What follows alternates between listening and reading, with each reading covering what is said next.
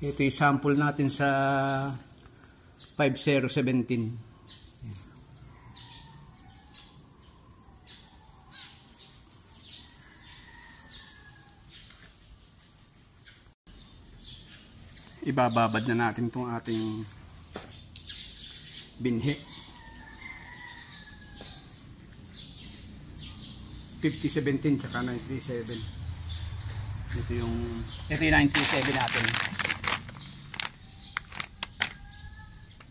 Nakuha natin ito na nung nakapamula na tayo sa first crop. Kaya hindi nagamit ito. Kaya medyo matagal-tagal na ito. Bali 30 kilos to. Tsaka ito namang ay ko pala, ito yung Pro Agri Seed Corporation. Ito namang isa. Ito Syngenta naman ito. Ito kakukuha lang natin sa DA din. Puro galing ito ng DA.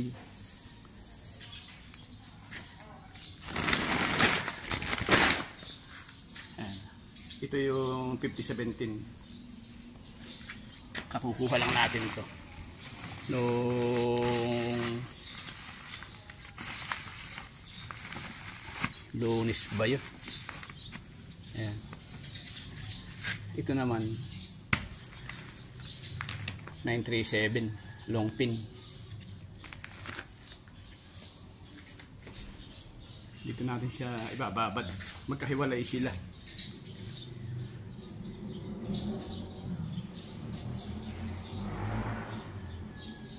Yan, nilagyan na natin siya ng tubig. Dadagdagan na lang natin pagkakulang. Ayan, natanggal na natin siya sa sako.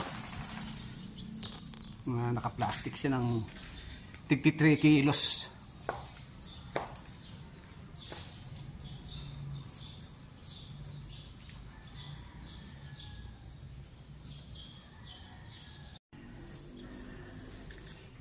Ayan, mga nabuksan na natin. Nag-uumpisa na tayo maglagay. Itong 30 kilos na 937, baka din na lang natin mailagay sa timba. Itong 75 kilos dito sa 2 gram na yan. Subukan natin.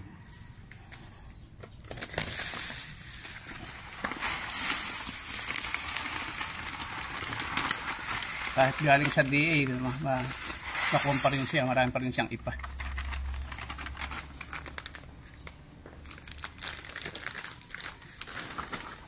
Siguradong sobrang mahal ng bili ng gobyerno rito sa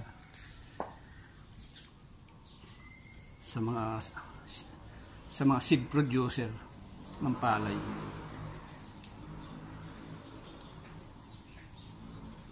Kaya sulit na sulit sila dyan sa hinikita nila. Malaki naman ang budget ng DA.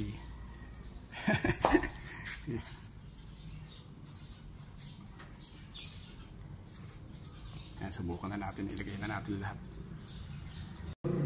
Ayan, naibabad na natin. Ito yung 5017 yan. Yung apat na yan. Tsaka itong apat din na ito. Ito yung 937. Ito yung mga nasa timba.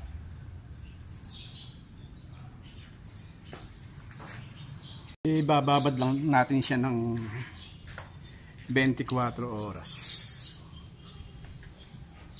Bukas hahanguin na natin.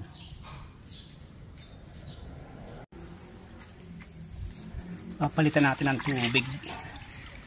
Umansi, umaasim.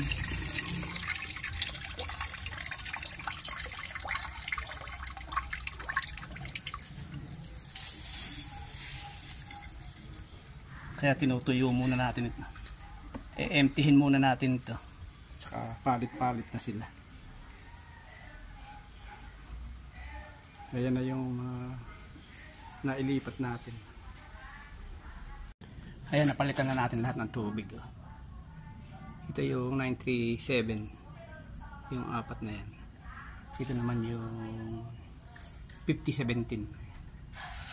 Iba kulay nung parang meron siyang kulay itong 5017.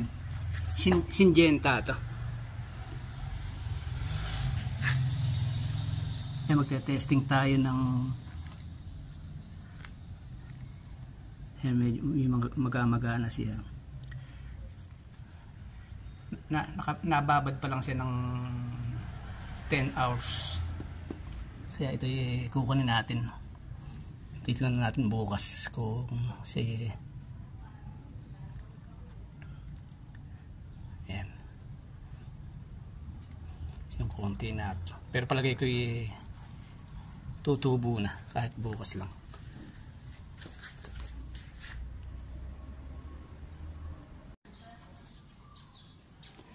Ay, sinasako na natin yung ating binhi ngayon.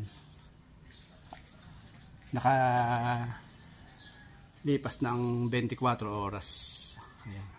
Ito yung 937 na isako na natin.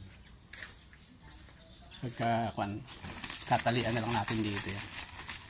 Saka natin lalargahan, o kahit hindi natin talian, basta't largado sila para hindi sila masyadong makapal. Ito naman ngayon ang ating isasako.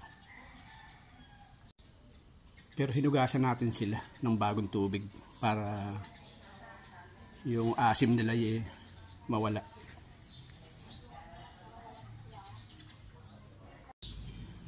Ayan, naisako na natin. Bali, ginawa natin siyang 8 sako. Tsaka ganyan yung ating gagawing sa lansan, manipis lang.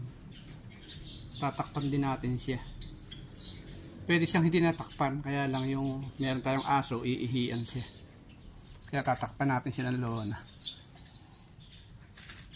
Ito yung nag-iitsura niya. Hinugasan natin siya na mabuti para yung pangangasim niya mawala.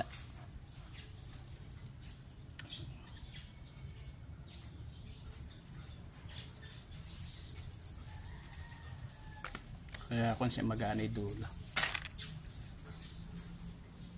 Ito nga pala yung ating binalot kahapon na after 10 hours lang nababad. Tingnan natin kung ano yung kung siya yung ngumiti na o ngumiti na o. Kahit ibabad lang pala siya ng mga 10 oras, tutubo na rin siya. Yan, marami na siyang ngiti.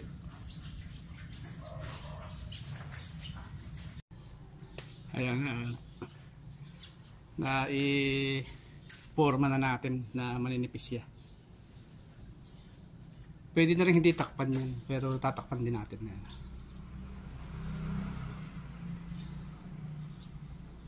Manipis na manipis lang siya. Mamaya na natin sa titingnan sa gabi na.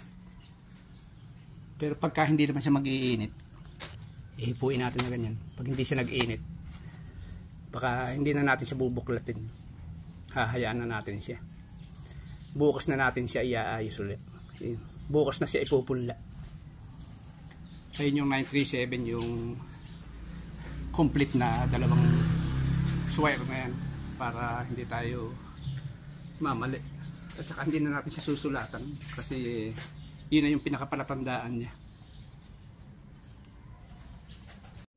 Ayan, okay na, nakatapos na tayo.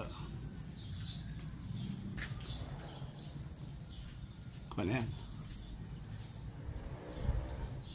Sasalatin na lang natin siya mamaya. Hindi na natin siya didiligin. Sasalatin natin siya mamayang gabi. Pag okay naman siya, diretso punla na bukas yan. Isasabog na. Hindi natin intensyong ibilad itong ating binhi. Kaya lang sa napwestuhan natin, bilad. May araw. Ay, tinanggal din natin yung takip ngayon. Tinignan natin pero didiligin din natin. Parang nangangailangan siya ng dilig.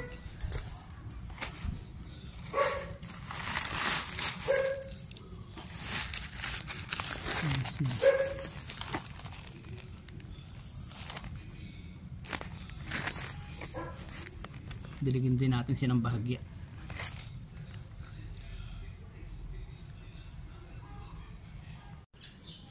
Ito na binhi natin sa after 48 hours.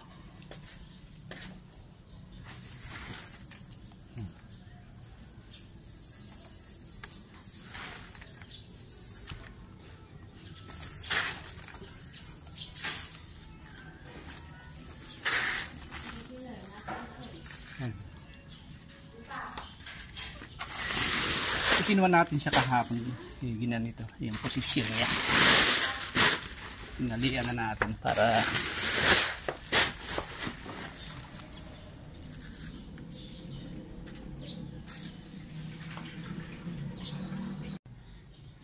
ayan na, pinagsama-sama na natin sila.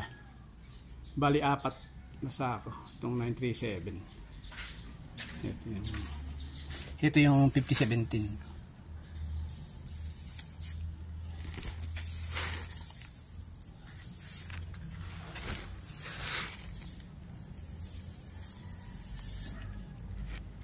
Itong 937 medyo atrasado siya.